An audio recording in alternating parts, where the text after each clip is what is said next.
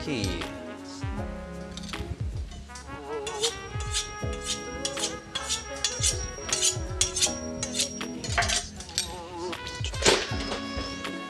Alright, hello everyone. Welcome back to Wu Can Cook. My name is Wesley. Today we're doing a Chinese meatball dish called Shizitou. If you've never had it or never heard of it, it's loosely known or translated in America at least to lion's head meatball, and is, as far as I know, the only Chinese meatball dish that I really know of, at least. It looks a whole lot like, or it comes together a whole lot like how you would see Swedish meatballs come together, or really like most Italian meatballs. They come together pretty similarly. So if you've never heard of Shizitou or lion's head meatball, they look pretty similar. The main difference being that a lion's head meatball comes together in a braising sauce, similar to the way that a Swedish meatball does, but it's much, much larger. So for about a pound of meat, which you would do, we're going to do about 8 meatballs, so probably the size of maybe a couple of tennis balls, as opposed to a Swedish meatball, which is a lot smaller, more like the size of a golf club. So for those following along, we did the recipe for this meatball dish that came out on the YouTube channel a couple of days ago. That was over on YouTube. So if you're following along and you're interested in cooking what I'm cooking, I recommend hopping over to YouTube, where there is the recipe video for not just the things that we're cooking today, but pretty much everything that I cook on live stream lives on YouTube.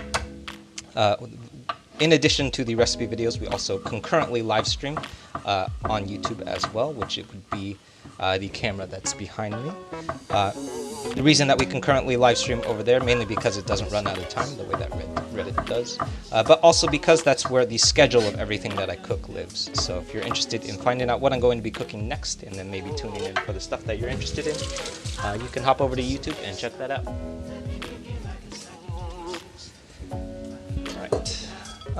So for our meatballs, you might notice that we're doing this a little bit differently from the way that we would approach pretty much everything else that I have cooked on stream, in that we're not really doing much mise en place today. Actually, what we're going to do, instead of, most commonly when you've watched these streams before, you'll probably see me chopping stuff up and then putting them in little bowls and then setting them aside, and then one at a time those things are going to end up in the wok at some point. Today we're doing it a little bit differently because everything is pretty much just going straight into my meatballs. So in this case, we're not really setting anything aside today because we're throwing it all into the meatball bowl. So you will watch me, everything is going to go right into this bowl. So if you have any questions for me, feel free to drop your questions in the comments. I don't know everything about meatballs or Chinese food or wok cooking or really anything, but I know lots of stuff, so hopefully I can be helpful or informative, or at the very least entertaining to watch. Alright. So to start things off, I'm cooking or chopping up some garlic and ginger. Now you might, if you've watched these streams before, have noticed that pretty much everything that I cook starts with these 2 ingredients. And that's because they tend to be the first 2 initial building blocks that we use when we're building out umami. So super frequently, we start with these 2 ingredients, not necessarily because we want everything to taste like garlic and ginger, but because that's really like a good starting point for umami, or anything that deals in umami. So pretty much all Chinese food. The main difference today, though, is that we're actually going to be chopping up, we're using garlic and ginger in 2 different places. So we're actually using twice the amount of garlic and ginger as we normally would be.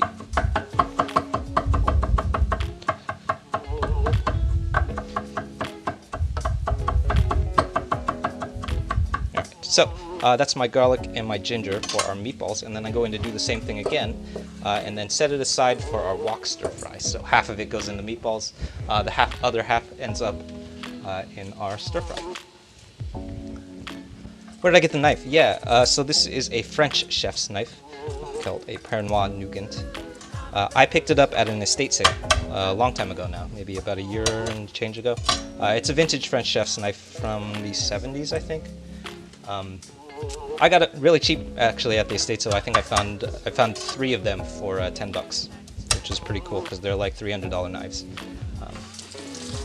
But since I think because they are vintage, and definitely these knives are no longer in production, you're probably, if you're interested or like knife shopping right now, you're probably not going to be able to find this knife unless you're really, really lucky. I think I've seen a couple of them floating around on eBay, but they're like marked up really, really expensive. But this knife, or like this profile of knife, is based off of a more famous French chef's knife called a sabatier. So if you're knife shopping, the sabatier is definitely still in production, and I think they actually produce it relatively cheap too. So if you're looking for a French chef's knife, I would say start with the sabatier, because it's going to be a little bit easier to find. But really, I feel like folks ask me about knife recommendations a lot, and I think like the reality of it is that if you're knife shopping, I would say the first 3 things that you should invest money in is not actually a good set of knives. It's actually a good set of knife sharpening tools. So if you're investing like maybe $50-$60 in your knives, I would say start by getting a good whetstone, and then a good strop, and a good knife steel, which are the 3 things that you want to start with if you're just starting out, because that's how you're going to get to a really, really sharp knife. So this is my whetstone. I use this maybe 4, 5, 6 times a year or so, and I sharpen all of my knives. It's 2-sided, so this is the finer grit. Finer grit? Yeah, this is the 6000 grit, and this is the 1000 grit. And this is what I use to do like the bulk of my sharpening. So, if you're knife sharpening, I would say that, or if you're knife shopping, I would say that's probably the best place to start.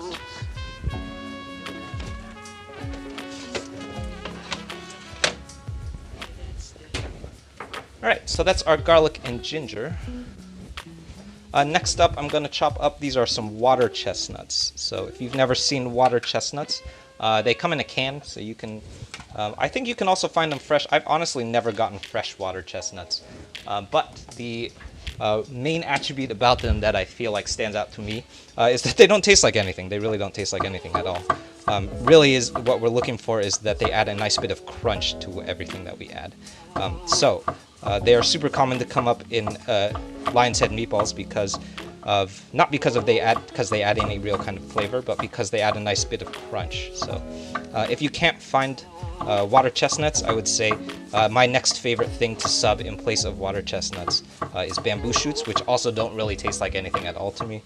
And then after that, my next favorite sub that someone actually recommended to me is jicama, which I think is maybe a little bit more biased, but really also doesn't really taste like much at all. So those are my 3 probably go-tos if you don't have water. That water chestnut's not that hard to find. They're pretty commonly and readily available.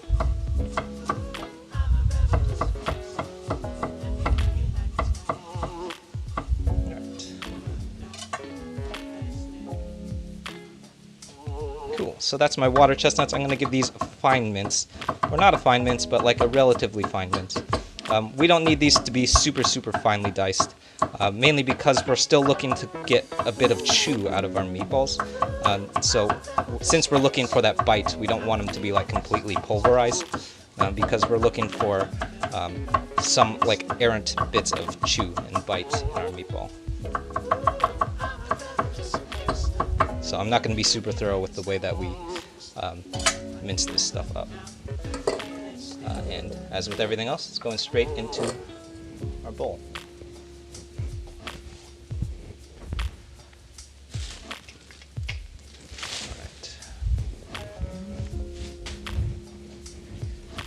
see. Is that it for? Yeah. Okay. So moving on, before we get to the rest of our meatballs, I'm going to finish up our veggies. So I'm going to do this is some baby bok choy, which we're subbing in. Now, the original recipe that I based this off of comes from a restaurant in San Francisco called Dragon House. And I don't think Dragon House exists anymore. But their version definitely does not use bok choy. It uses spinach, which I very much dislike because I don't really like spinach. So I'm going to sub it out, and I'm using baby bok choy instead. But if you want to stay true to the original version, it uses spinach. But the real truth of it is that for a lion's head meatball, you could really just use whatever veggie you've got. Anything that goes good in a braise. So I've seen some folks use cabbage for this. Definitely spinach will work just fine. You could probably use gailan or Chinese broccoli. You might even be able to use regular broccoli. That will work too. Anything that works in a braise. Not Ling Ling, cool. Yeah, how's it going? Hello to everyone just joining. My name is Wesley. This is Wu Can Cook. Today we're doing a Chinese meatball dish called lion's head meatball, or Shizitou. My pronunciation is probably really off. For those not familiar, a lion's head meatball is a large braised meatball that's done in a wok. So it's wok fried and then braised in that wok. And then it's braised in a really, really dark soy sauce. So we're going to use a combination of things to make our braising sauce. But what really stands out to me is the use of dark soy sauce and oyster sauce, which is going to give us this really, really dark and deeply savory braising sauce. So that's all going to come together in our wok once we finish the meatballs. But before we get to that, we're going to do a really, really tender pork meatball first. So if you have any questions for me, feel free to drop your questions in the comments. I don't know everything about lion's head meatballs, but I know lots of stuff. So hopefully I can be helpful and informative. All right, so that's our baby bok choy. I'm giving this a shake and then drying this all off. And that's about it. That's going to go in towards the end with our wok fry. For those watching on Reddit, we're also concurrently streaming on YouTube, which would be the camera behind me. Everything that I stream, almost everything that I stream, not everything, but almost everything that I stream, has an associated recipe video that goes along with it. This one came out on Friday, so the recipe for this meatball came up on Friday, so a couple days ago. And that's over on the YouTube channel, as with pretty much everything else that I cook on stream. So if you're interested in stuff like that, I recommend hopping over to YouTube, checking some of that stuff out. There's a whole bunch of different series going on right now. This recipe is part of a series that we're doing that's reproducing foods from restaurants here in San Francisco, or here in the San Francisco Bay Area. This one is from a restaurant in San Francisco called Dragon House. We've got a whole series going. So we did another pad see ew that's based off of a dish from a restaurant in Oakland called Ni Cha Thai. I used to live across the street from it. And there's a whole bunch of other stuff that's really just based off of reproducing stuff from the San Francisco Bay Area foodie scene. And then there's a whole other series that's based off of just reproducing Chinese American foods. So we've done a whole bunch of Panda Express stuff, a couple of P.F. Chang stuff coming up soon. And the whole idea of that is to kind of deconstruct Chinese American food and see like where Chinese American food comes from, what happened to Chinese food when it came to America, and why did Chinese people change the way that Chinese food looks so that it would fit like the American palate. So a lot of that involves kind of deconstructing what Chinese food is and then reconstructing it. Usually I'll do a second version after hacking the P.F. Chang's version and reassemble it without all of the American elements and seeing what that kind of looks like. So if you're interested in stuff like that, I recommend hopping over to YouTube. If you're watching on Reddit, that would be the YouTube channel at the bottom of the screen. If you're watching on YouTube, that's the channel you're already on. So lots of recipes like that, as well as the concurrent live streams and the schedule for everything that we're going to be cooking in the next couple of weeks. So. Crystal, yeah, I know everything about lion's head meatballs. I know lots of stuff. So the recipe that we're doing today is loosely based off of, actually off of a couple of things, but mainly it's based off of what my dad told me. So this is how my dad used to make it, or does make it. I don't think he's made this in a long time. But the way that my dad said that I'm supposed to make this is not with panko. So we're going to be using panko breadcrumb today. That's definitely not traditional.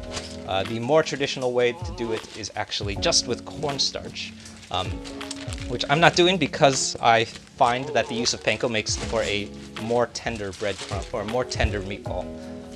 So I'm not actually going to use cornstarch to tighten up our meatball at all.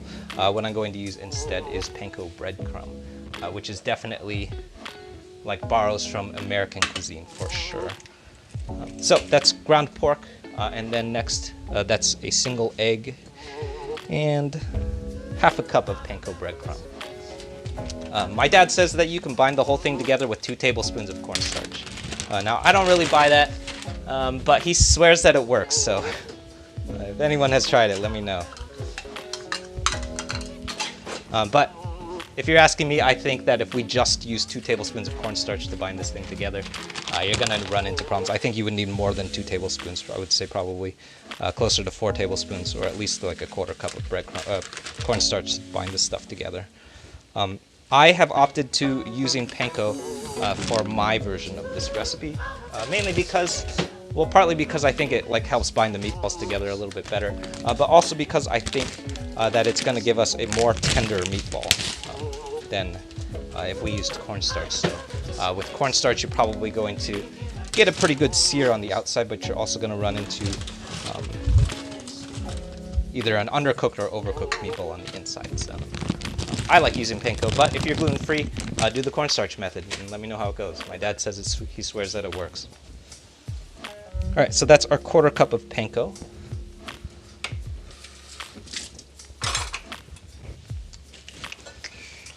Right. Next up is 4 tablespoons of soy sauce.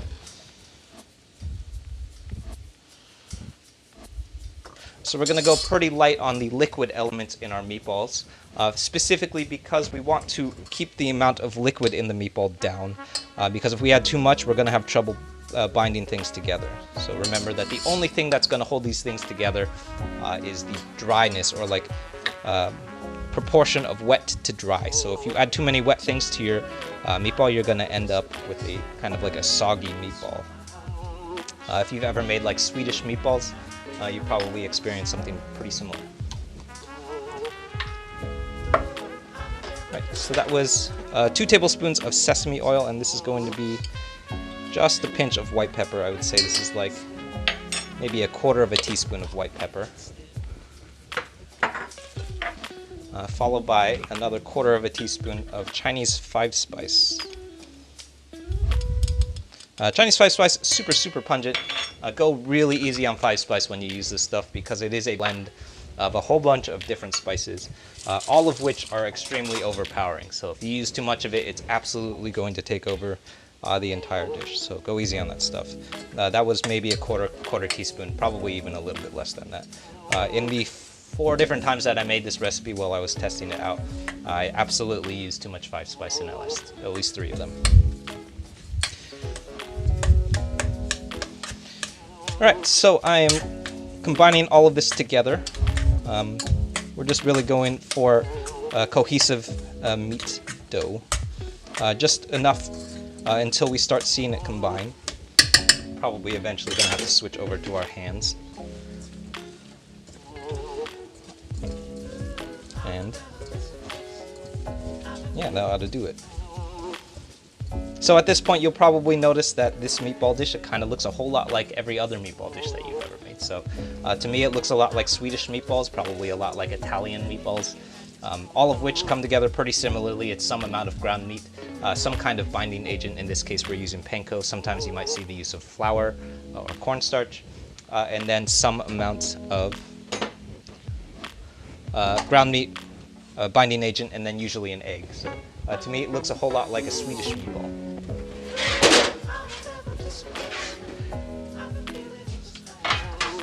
Delta Kovacs, yeah, hello. Hello everyone just joining. Alright, next up, when I did this original recipe, I eyeballed this, so I stopped.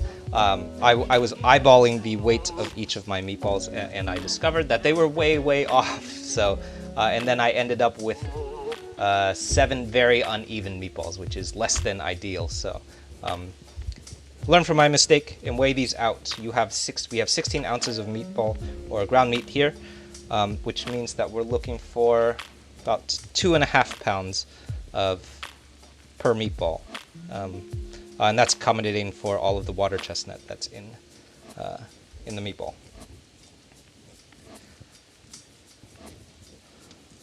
Where can you buy lion's head? I don't really know what lion's head is. Bok choy, though, you can get that stuff at pretty much any Asian market.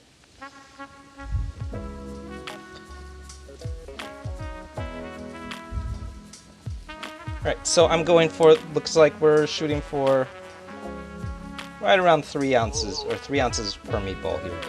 That will probably, hopefully give us an even yield. I probably should have weighed this before I started combining stuff, but here we are. Hello to everyone just joining. My name is Wesley. This is Woo Can Cook. We're streaming here live every Tuesday and Thursday at 6:30 p.m. PST, Wednesdays at 6 p.m. PST, and new recipes coming out over on YouTube every Friday, usually Friday morning in the PST time zone. If you're interested in what I'm cooking today, there is a new recipe that's associated with almost everything that I cook has a recipe video that goes along with it. All of those recipes, they live over on my YouTube channel, which is youtube.com/woocancook. If you're watching on Reddit, that would be the YouTube channel at the bottom of the screen. If you're watching on YouTube, it's the channel that you're already on. You've made it there already. So if you're interested in reproducing what I'm cooking yourself, I recommend hopping over to YouTube and checking some of that stuff out, because there's lots of fun stuff going on over there. The recipe for this lion's head meatball came out over on my YouTube channel. That was last Friday, which was super fun. We put that up, and lots of folks were into it. They were super popular over on Gift Recipes too, so that was cool. Most of the stuff that I cook on these streams are probably either loosely based off of something from my childhood, or oftentimes they will be based off of hacking something from a restaurant, usually inspired by something loosely from my childhood. In that sense, this particular meatball dish is based off of how my dad used to make lion's head meatball. Now, my dad and I had a debate over how to make lion's head meatball. My dad is Shanghainese, which is where this dish comes from, and he told me that a true lion's head meatball does not contain panko breadcrumb, which I honestly believe that, because panko breadcrumb does not come from Chinese food at all. He said, my dad says, the true way of making a lion's head meatball is with the only binding agent that goes into a lion's head meatball is 2 tablespoons of cornstarch, which I genuinely don't believe that, because I have a hard time believing that 2 tablespoons of cornstarch is going to bind together an entire pound of ground pork. I honestly would think that you would need at least like 3 or 4 tablespoons, maybe even more than that, in order to bind these things together, if you're not going to use panko. But he swears that it works. My dad said that's the way that he's made it, and that's probably the version that I've been eating since I was a little kid, so who am I to second guess him?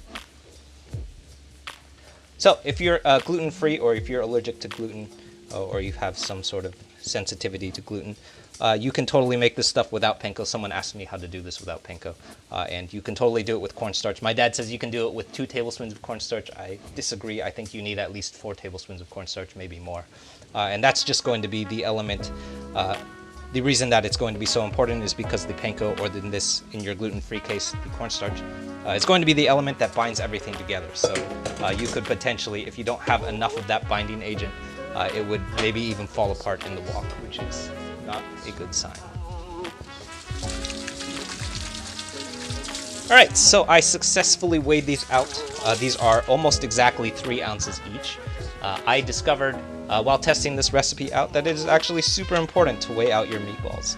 I feel like that's the test between like a knowledgeable chef and one that's not really paying attention, is weighing the stuff out, because if you eyeball it, you're going to end up with 1 or 2 weirdly shaped or unevenly shaped or sized meatballs, which is not going to be a good thing, because that means that they're going to unevenly. Same thing is going to be true anytime we chop something. Is something that's unevenly chopped is going to end up being unevenly cooked. So when you're chopping stuff, or when you're rolling meatballs in this case, make sure that you pay attention to the size. We want to make sure everything is consistently sized. Otherwise, we're going to have an uneven cook. All right, last up, we're doing our braising sauce next.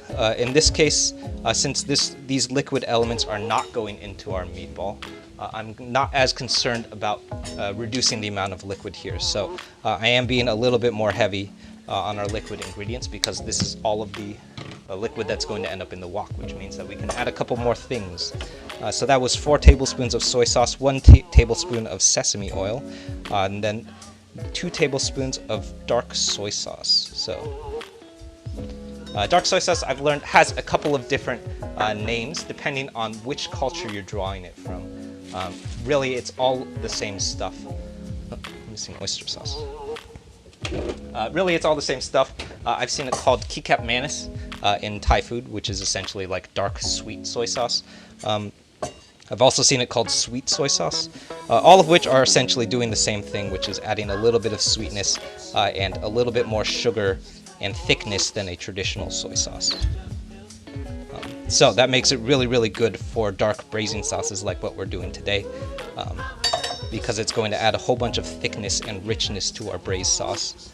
It also means that it is really, really salty. So when you use this stuff, especially dark soy sauce, use it very, very sparingly. Otherwise, it will overpower your recipe really, really quickly. So be careful with that stuff. All right, so that was 2 tablespoons of oyster sauce, and this is 2 tablespoons of sweet chili sauce. If you're keeping track, the thing that does not belong in what we're doing in this braising sauce are those 2 tablespoons of sweet chili sauce. It doesn't belong in here at all. It's from the wrong culture. That's from like Vietnamese food. But I think that it adds a little bit of sweetness to it that it really needs. So if you don't believe me, try it. It works. All right, next up, this is 2 tablespoons of Shaoxing wine, or Chinese cooking wine.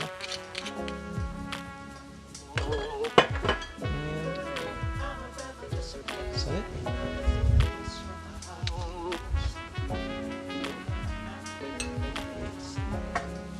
All right, and then the last thing that I'm going to add is a couple of tablespoons, or maybe just a pinch, of spicy chili crisp. So this is a homemade spicy chili crisp oil that a friend of mine made for me. But if you don't have a homemade version, the version that you're looking for, it's called gan lao ma, and it's the one with the old lady on it. It looks like this. Anytime that you're shopping for this stuff, or really like most Chinese ingredients, look for this old lady. She makes the good stuff. But I'm using this homemade version today because I have it, and it's really, really good.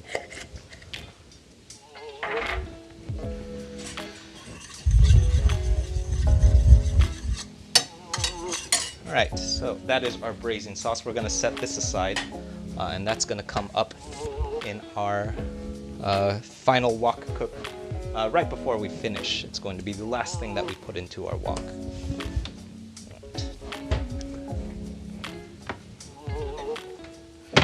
Right, and the very last thing that we're going to do before we head over to the stove is a cornstarch slurry. So if you've watched these videos before, or if you've watched these live streams before, you'll know that these cornstarch slurries, they come up in almost everything that I cook, almost as frequently as garlic and ginger, but definitely anything that has a sauce base to it, you will see it come up very, very frequently. And that's because we use cornstarch slurry to thicken up our sauce. So as you can see, I'm not measuring how much water I'm adding, because the amount of water that's in it is not super, super important.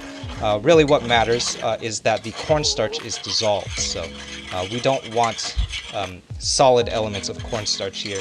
We really need this to be broken down into a liquid element. So at this point, we have a completely liquefied cornstarch slurry.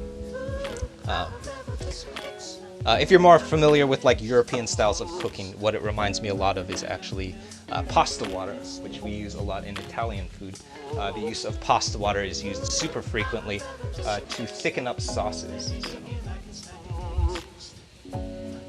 So I see the use of pasta water a lot because pasta water, being the water that you cook your pasta in, contains a whole bunch of starch that leaches off of the pasta.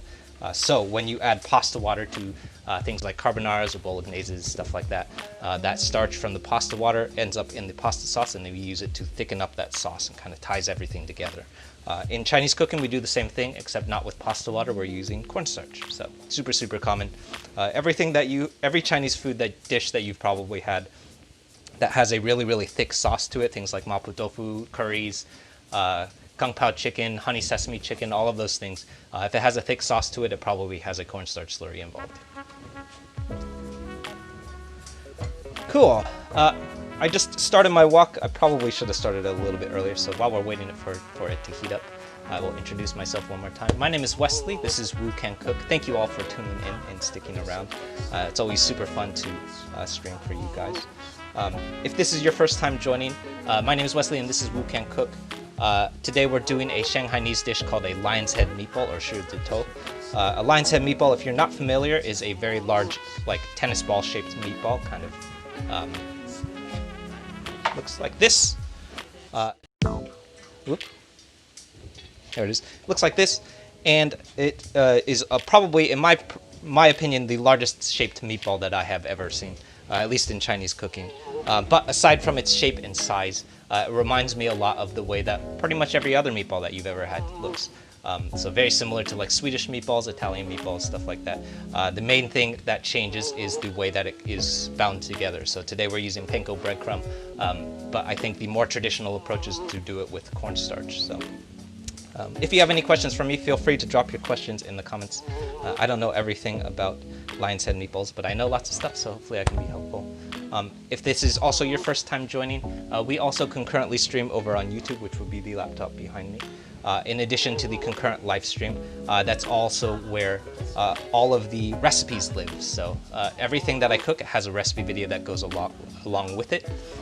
So if you are interested in reproducing what I'm cooking yourself, definitely hop over to YouTube and check out the recipes because that's where all of the written recipes live. That's also where I publish the schedule of everything that I'm going to be cooking over the next couple of weeks.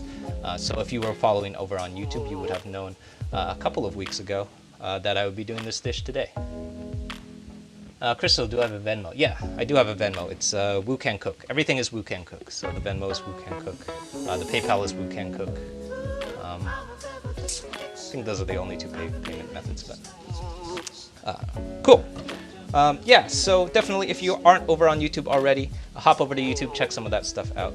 We have a couple series going on right now. There's a whole series devoted to Chinese American food where I've been reproducing a lot of the Chinese American dishes that are like kind of iconic to Chinese American food. So lots of stuff from Panda Express and PF Chang's, stuff like that.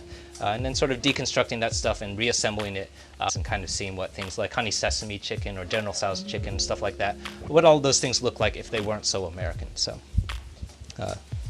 there's a couple series going on. This particular recipe is part of a series that I've been doing that's reproducing a lot of food from restaurants here in the San Francisco Bay Area. So this meatball dish in particular is based off of a meatball from a restaurant in San Francisco called Dragon House. That's no longer there, I think. But that was somewhere where I used to eat a lot when I was a kid. So lots of stuff, a lot of the traditional stuff that I cook on stream and have recipe videos for are for foods that I've probably been eating since I was a kid. So cool. Let's get cooking. All right, so the first thing that I'm going to do is fry up my meatballs, and that's going to take quite a bit of oil. Pretty much any time that you wok fry it takes quite a bit of oil, but in particular today it needs quite a bit of oil, so that was maybe 4 to 6 tablespoons of vegetable oil. And then we're doing what in Chinese cooking you call a long yao, which is essentially adding hot oil and then adding that cold oil to a hot wok and letting it swirl around in the wok, and that gives us our nice non-stick surface.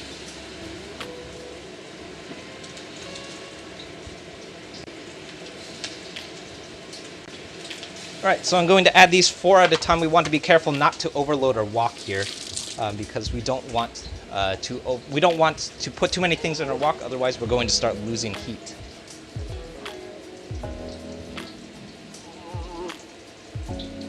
You like the cameo of the guitar, yeah. That was a whoopsie on OBS. Hey Brent, how's it going? Everyone watching on YouTube, that's Brent Elberg. Brent Elberg is the drummer. Brent probably doesn't know this, but Brent is the drummer that is sampled on the Feel It Still remix that you're listening to right now. That's him playing hi-hat. I don't think he knows that. I think. That's either Brent or it's Ben. I'm pretty sure it's Brent, though. I don't think he knows that, though. I don't think I ever told him that.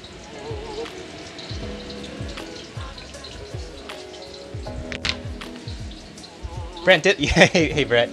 Did I ever tell you that? But I don't think he knows. But that's Brent playing the hi-hat sample on this track underneath me. Which reminds me, lots of folks have been asking about the tracks that play underneath my voiceover. All of the music, or not all of the music, but most of the stuff that I've been releasing lately lives on the sister channel related to this YouTube channel, which is called Woo Cooks Beats, and that's where the remix for this, the track underneath my voice, lives. So you can find that over on Woo Cooks Beats. You're elated to discover this, yeah.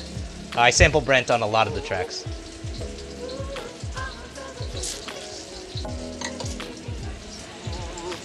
Alright, so we have our meatballs in our wok. We want to be sure very specifically not to move them for a little while. So I really should have been timing it.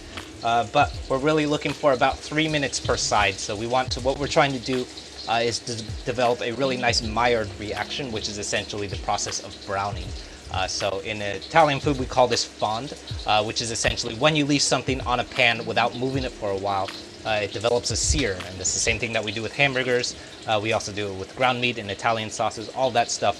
It comes from not moving it. So if you want to ruin the sear in your meatball, that's what happens if you move it too early. So really, really important, and also really, really aggravating, because you start thinking about whether or not that thing is burning right now, which is what I'm thinking right now, but I don't think it's burning. Hopefully it's not burning. Oh yeah, it's not burning. So I'm gonna give that maybe another 30 seconds and then we're gonna flip it.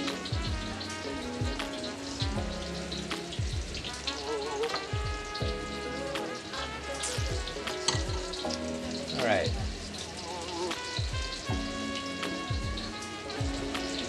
Alright, here we go. Let's see what this looks like. Oh yeah. That's what we're looking for.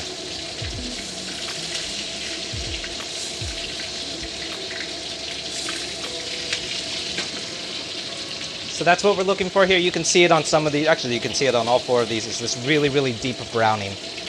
And that's where like the real crispiness of a meatball comes from. So we need that to be really, really crispy because we're also going to be braising it. So since we're also involving a braise, that crispiness needs to be really, really thick.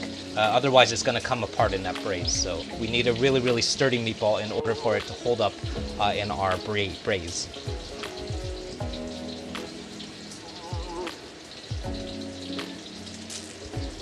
Woo works, yeah. Woo can cook. Or Woo Cooks Beats, depending on which channel you're looking for. The cooking channel is Woo Can Cook, based off of the Martin Yan series, Yan Can Cook. The Woo Can Cook, or Woo Cooks Beats series is based off of this channel.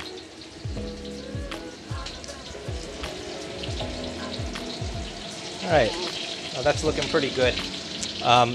If you've ever done a meatball before, really if you've ever fried anything in a pan or tried to sear something in a pan, you'll know that the second time that you flip it never sears quite as much as the first time. And I have a feeling that's for a couple of reasons, but really it's because the texture of the pan has changed once it flips. But that's okay.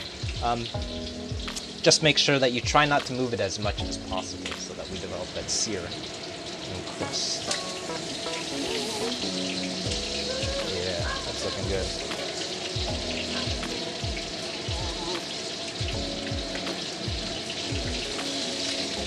Cool. Someone asked me recently about doing this without pork, probably if you're Muslim. I also tested this recipe out with a whole bunch of stuff. Definitely a lion's head meatball is most traditionally done with pork. And I tested this recipe out with a whole bunch of different ground meats. And what I discovered is that you really need the high fat content of pork in order for this to work. So I did it also with a super lean 90-20 ground chuck, maybe 93-7, something like that. Really, really lean ground chuck. And what I discovered is that the low fat content of that ground meat is going to cause a lot of problems for your meatball in the long run because you're not going to be able to sear it quite as well. So if you don't have as much fat content in your ground mince, you won't be able to sear it like this. And then what would happen right now if we weren't using ground pork is we would have a burnt meatball, which is not what we're after. So we're not looking for burning, we're looking... That doesn't mean that it can't be done without pork, it just means that you have to find a mince that is very, very heavy in fat. So I think my first preference after ground pork would probably be 80-20 ground chuck, which is extremely fatty. The same thing that you use in a hamburger, for the same reason that you use it in a hamburger, is because it has a lot of fat in it. which means that when we throw it in our pan to sear, it's going to develop a really nice sear and fond. If you can't eat beef, I would say my next favorite thing is probably ground turkey. Anything with lots of fat, basically.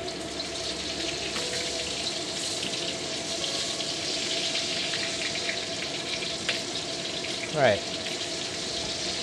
So I'm eyeballing these because I've made these many, many times at this point. But if you're paying attention and you've never done this before, you're looking for 160 degrees internal temp for full doneness on ground pork. I personally have made these so many times that I've gotten pretty comfortable at eyeballing these things. But if you're not sure, get out your thermometer and check.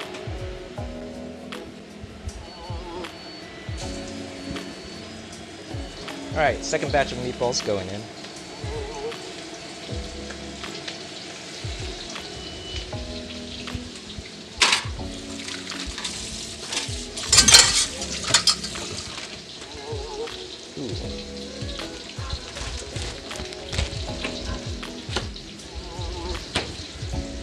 Cool. Hello to everyone just joining. My name is Wesley. This is Wu Can Cook. Today we're cooking a Shanghainese meatball dish called Shizitou, or lion's head meatball, if you've never heard of it. If you've never had a lion's head meatball before, it's super, super common in like traditional Chinese food. So a lot of your Chinese friends will probably tell you that they've had this dish before. It's probably something that their parents have made for them. Mostly because it's super easy, but also because it comes up in like traditional Chinese cuisine quite a bit. So if you've never heard of it though, it's a pretty large, like tennis ball sized meatball that you eat family style super, super often because it's really easy to split up. I remember when I was a kid, I used to eat a quarter of a meatball at a time. And then I would have to share it with my brother. So what we're doing right now is searing our meatballs really, really thoroughly. So as you can tell, our meatballs are not quite as dark as it looks on camera. On camera it looks burnt, but it's not burnt. I think it has to do with the saturation. But it's not quite as burned as it looks. It is deeply, deeply browned though, and that's because it's also going to do a braise in our wok after it finishes searing. So since it has to uphold or withstand the braise of our wok fry, we need a really, really deep sear, otherwise it's going to start falling apart in the wok. In order to develop that deep, deep sear, we do a couple of things, but the main thing that we do to make sure that we have a nice sear going on is we stop moving the wok. So if you're concerned about whether or not your meatballs are burning, it means that you're getting a good sear. So if you're really trying to sear, stop agitating it. I know that is something that is probably pretty tough to do for a lot of beginner chefs because you start to panic and start to worry about whether or not you're burning stuff right now, which is probably pretty much what I'm thinking right now. But I promise you that it's not burning, and that has to do with the fat content of your ground meat. Cool. Let's have a look. A little bit longer. I'm gonna let that go for another maybe 30 seconds, and then we're gonna flip. Veggie lasagna, yeah. Lasagna is a pain in the ass because it takes so long. Every time I do lasagna, I end up eating dinner at like 10 o'clock at night because it takes so long. Because like the bolognese sauce alone takes like 3 hours. And then it takes another 45 minutes in the oven, and then you have to let it cool for 30 minutes. Whole thing probably takes like 5 or 6 hours. You have to start that stuff really, really early. All right, that looks good.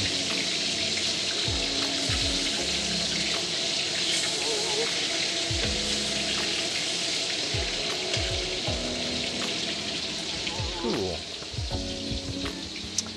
Yes. Okay, so for everyone who is just tuning in or just joining, if this is your first time catching, the folks who are watching on Reddit, everything that I cook has an associated recipe video that goes along with it. The particular recipe video for this dish came out over on the YouTube channel a couple of days ago, last Friday. And that's where pretty much everything that I stream has a recipe video that goes along with it.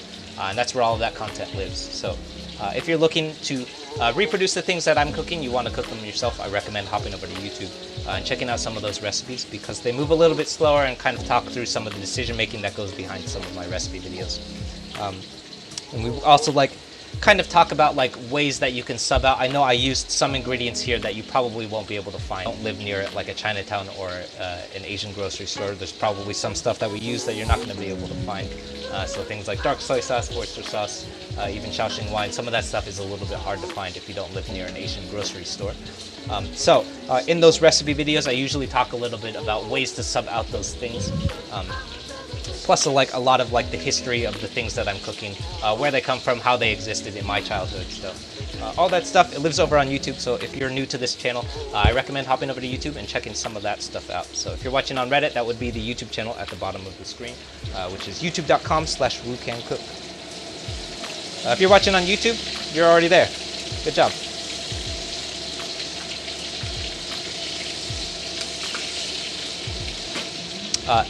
In addition to the recipe videos, that's also where I can currently live stream. That would be the laptop.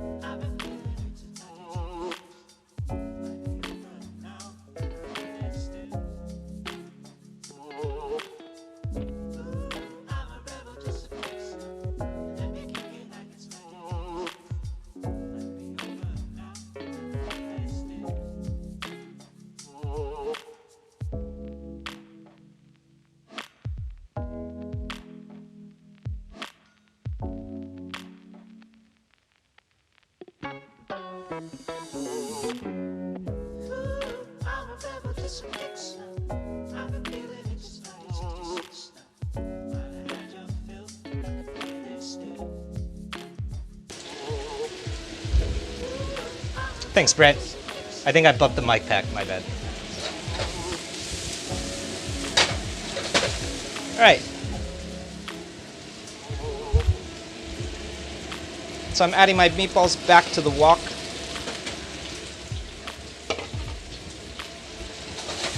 Followed by my braising sauce.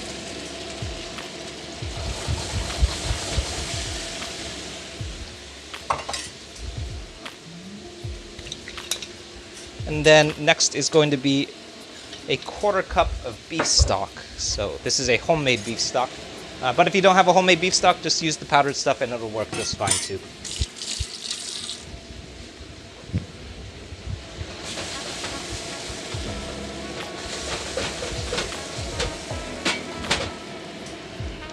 Alright, and then very last up is our cornstarch slurry. And you'll notice that as soon as I add this cornstarch, the whole thing is going to start tightening up. So our braising sauce is going to become a lot thicker and more akin to the sauces that you're familiar with in Chinese food. So really thick and luxurious sauce. And that's what we're looking for. I'm gonna let some of this moisture cook off for, let's give it like a minute, just long enough for some of that liquid to cool off, and that'll be it. Ooh, a minute of airtime. Cool. Thank you everyone for tuning in. If you're watching on Reddit, I think we're about to lose the Reddit stream, so thank you for tuning in on Reddit. If you want to stick around, I'm going to keep the YouTube channel going. I don't think we need to restart it because we're almost done cooking anyway. But if you want to stick around and hang out for a little bit, I'll still be around cooking and cleaning up stuff, so hop over to the YouTube channel if you're interested, and the stream will continue over there. I'll be around cleaning up and answering questions if you have any, so feel free to bop over to the YouTube channel if you are interested in sticking around. If I do lose you though, thank you everyone for tuning in. My name is Wesley, this is Woo Can Cook. If you haven't already though, definitely hop over to the YouTube channel, check out some of that stuff. Lots of new content coming up over there. We have new recipe videos that are popping up every Friday. The recipe video for this particular dish came out last Friday. Next Friday I believe we're doing my mom's mushu pork, which is not mushu pork at all actually.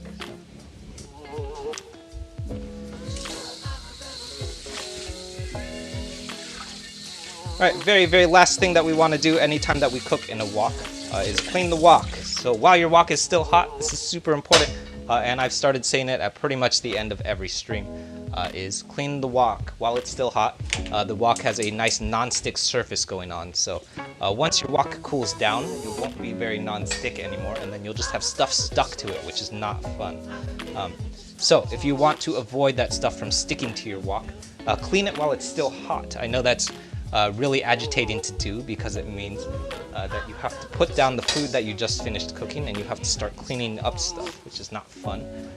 But I guarantee you that it will save you a lot of agitation in the long run, because a hot wok is a whole lot easier to clean than a cold one. So as you might have noticed, I actually didn't scrub anything off. All I did was rinse it and everything just came right off. And that's because while the wok is hot, we have this nice non-stick surface. If we had let it cool down, we would have a very sticky wok, and then we have to start doing stuff in a wok, especially a carbon steel wok, that you never want to be doing. So you start doing stuff like scrubbing, you have to break out sponges, sometimes you have to get out your steel wool, which is not good.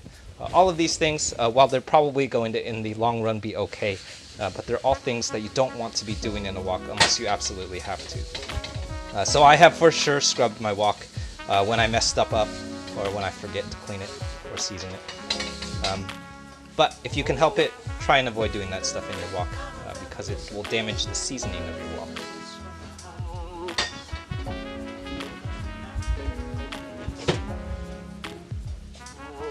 Okay. So that's our wok care, very important.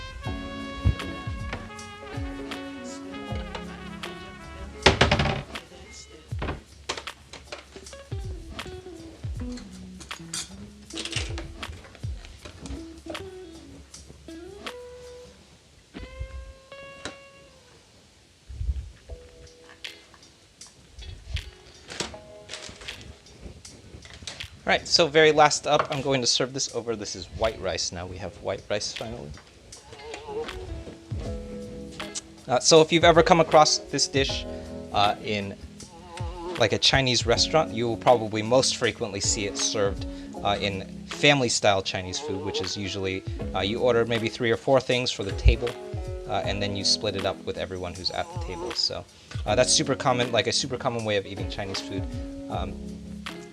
Mainly because it's like an easy way to share stuff. So this is probably one of the most common things that I've seen in like Shanghainese cuisine to share, because it's really easy to share it. So usually what we've done when I was a kid, at least, is like divide the meatballs up, and then usually we would eat like half of a meatball at a time. So I think that's it.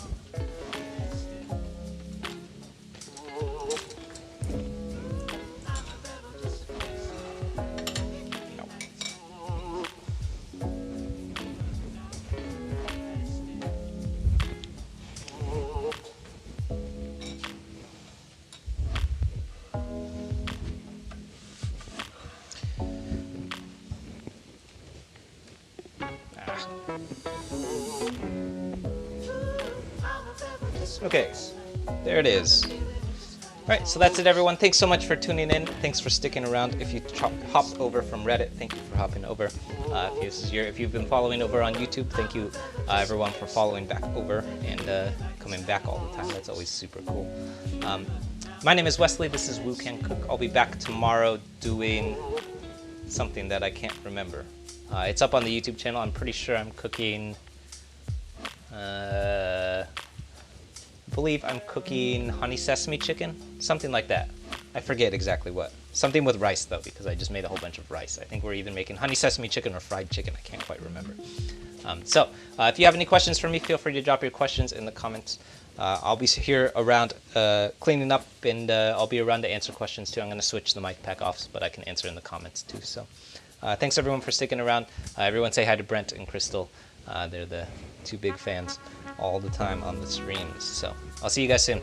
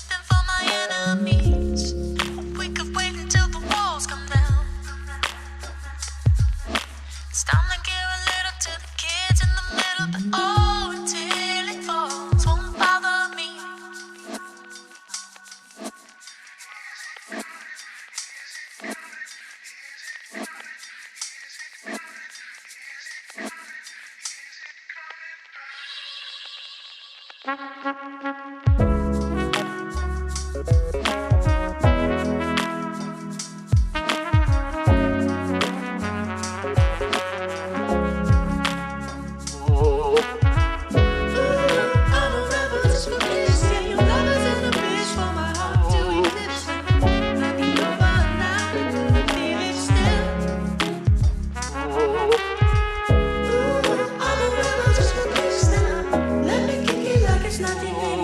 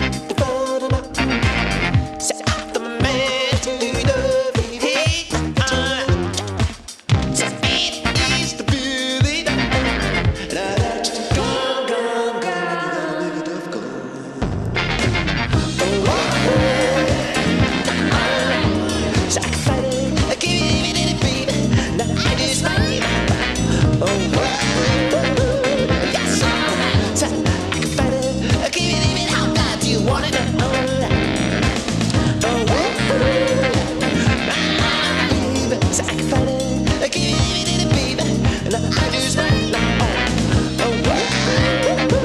yes, baby, so I can find it. Can you leave it out there? Do you want it?